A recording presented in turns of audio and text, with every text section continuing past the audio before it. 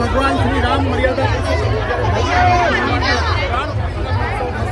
સમગ્ર દેશના કરોડો લોકો જય શ્રી રામના નારા સાથે જય ઘોષ કરશે. આજે અમદાવાદના વસ્ત્રાલના અનેક વિસ્તારોમાં ભગવાન શ્રી રામની જ્યારે રથયાત્રા આવી રહી છે ત્યારે અનેક જગ્યાએ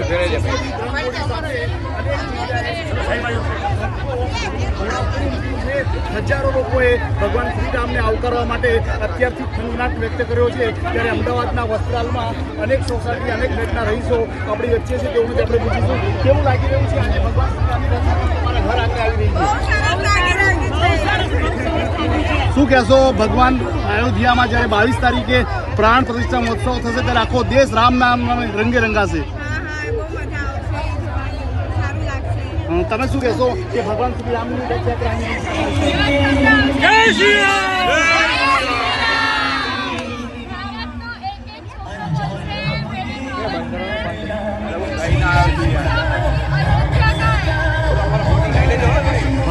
શું કહેશો? તમે માં સીતા બન્યા છો કે સમગ્ર દેશ આજે રામ નામે રંગે રંગાયો છે.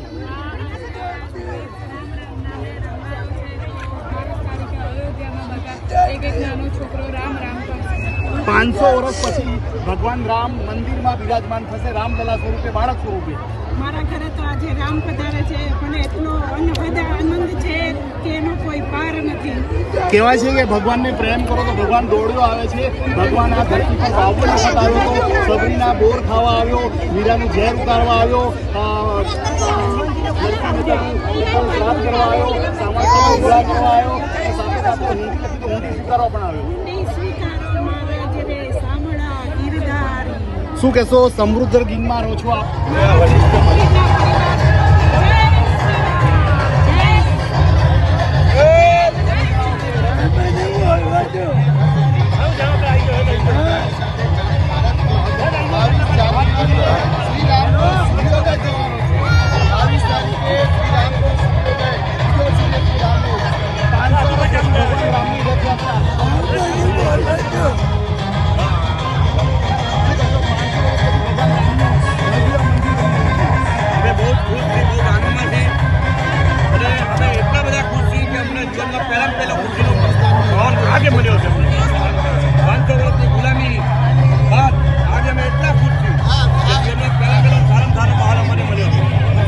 હનુમાનજી મહારાજ તમે બન્યા છો.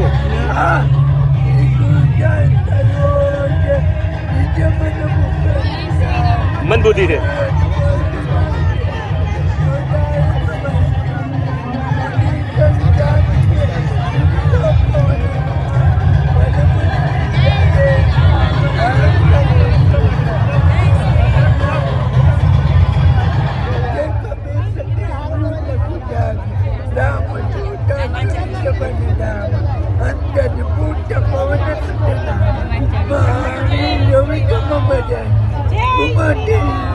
સુમતિ કે સંગીત બાળ હનુમાન આપણી સાથે છે. હા, બાલમાં કેવું લાગી રહ્યું છે જ્યારે સાક્ષાત હનુમાનજી મહારાજ તમારા ખોળામાં છે?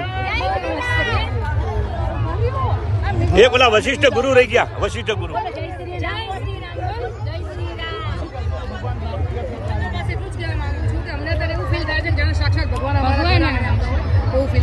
કહેવાય છે એમ કહેવા માંગુ છું કે આ બહુ અમારું સુધરી ગયો કે અમે સાક્ષાત ભગવાનને આવતા થયું. કહેવાય છે કે દેવોને પણ પૂર્ણ માનવ અવતાર જ્યારે મળ્યો હોય અને 1,84,000 ફેરા પછી જ્યારે આપણે માનવ અવતારમાં આવ્યા હોય અને ભગવાન શ્રી રામના 500 વર્ષ પછી આપણે દર્શન કરવા થઈ ગયા છે, આખો દેશ રામમય બન્યો છે. તમને કેવું લાગી રહ્યું છે? આ લાગણી વ્યક્ત ના થઈ શકે શબ્દો. બહુ ગર્વ છે કે હું હિન્દુ છું અને સૌથી મોટી ગર્વની વાત છે કે સાક્ષાત ભગવાનનો રથ અત્યારે અમારા ઘર આંગણે આવે છે અને અમે ખુદ આ સ્વરૂપમાં છીએ એનો અમને ખૂબ આનંદ છે.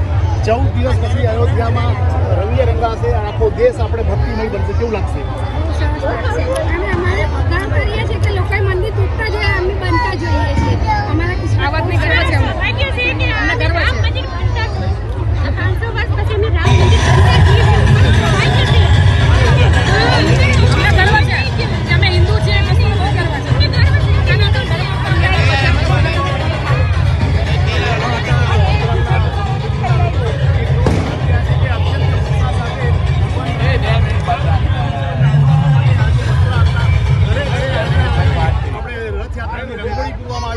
ભગવાન રામને આવકારવા, ભગવાન રામની રથયાત્રાને આવકારવા માટે સમગ્ર વસ્ત્રાલ જે એક થયું છે અને વિવિધ રંગે રંગાયું છે. ત્યારે આપણે પાસે બીજા કેટલાક ભાઈઓને પૂછ્યું, શું કહેશો? આ રથયાત્રા આવી રહી છે. પણ નહીં બહાર ગયા આગળ રસ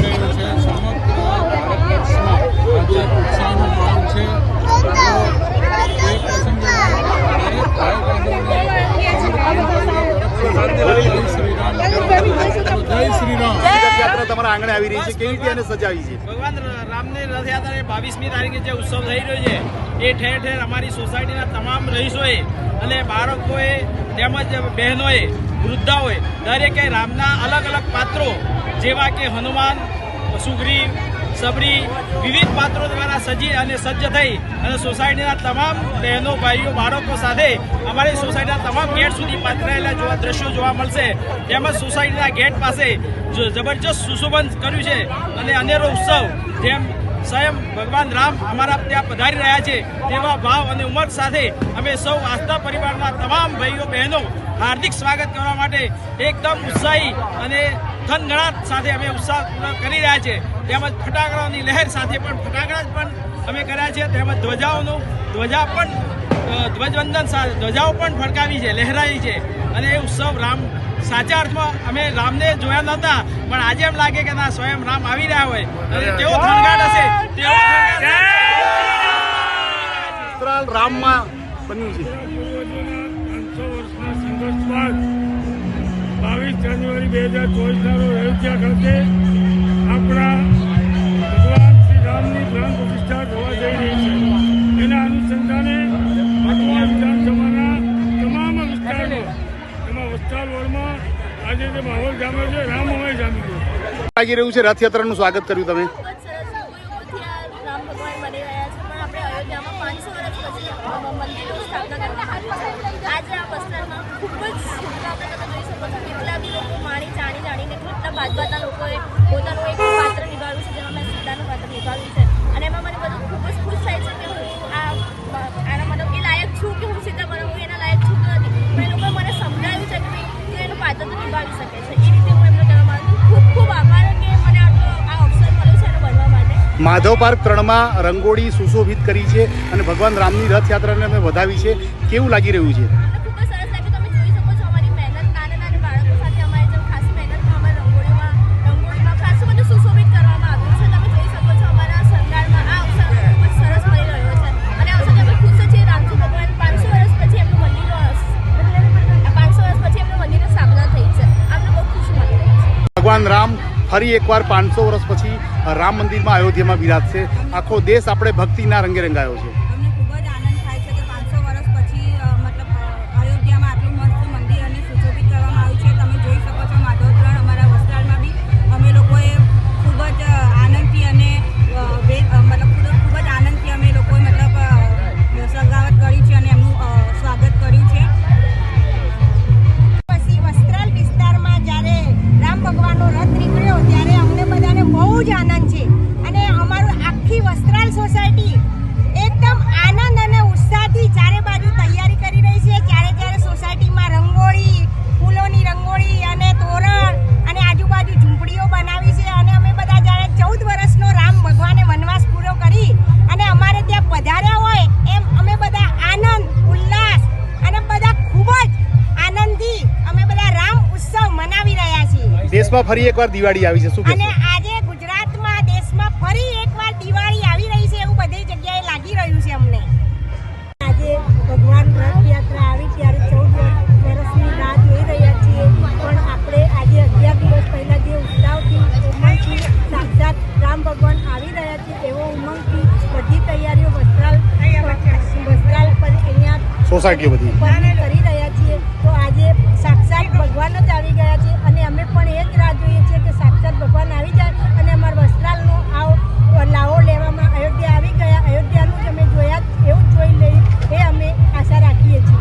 કેવી તૈયારી કરી છે આજે માધવ 3માં જ્યારે ભગવાન તમારા દ્વારે આવ્યા છે? ઝૂંપડીની અમે બધી જે બહેનોએ મહેનત કરી છે એ ઉત્સાહથી કરી છે અને અમે સરસ જ તૈયારી અમારી થઈ ગઈ છે એટલે અમને રામ ભગવાને તો અમને સરસ જ અયોધ્યા અમે ગયા એવી અમને આશા આપજો. અયોધ્યા નહીં જઈ શક્યા, પરંતુ 14 દિવસ પહેલાં આજથી જ આપણે ભગવાન રામના આગમનને વધાવવા માટે તમે ખૂબ જ આપણે ઉત્સાહિત થયા છો.